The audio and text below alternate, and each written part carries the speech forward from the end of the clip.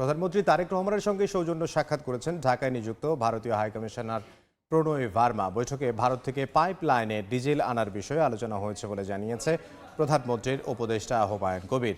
সচিবালয়ে প্রধানমন্ত্রীর কার্যালয়ের মন্ত্রিপরিষদ সভাকক্ষে এ সাক্ষাৎ অনুষ্ঠিত হয়। হুমায়ুন কবির বলেন, প্রধানমন্ত্রী তারেক রহমানের নেতৃত্বে ভারতের সঙ্গে সম্পর্ক এগিয়ে নেওয়া, দুদেশের মানুষের মধ্যে সম্পর্ক রক্ষা করাই লক্ষ্য। দুদেশের মধ্যে ইতিবাচক সম্পর্ক থাকলে অনেক কিছুর সমাধান সম্ভব। তিনি আরও জানান, ওশান সামিটে অংশ নিতে মঙ্গলবার ভারত সফরে যাচ্ছেন পররাষ্ট্রমন্ত্রী ও প্রধানমন্ত্রীর উপদেষ্টা।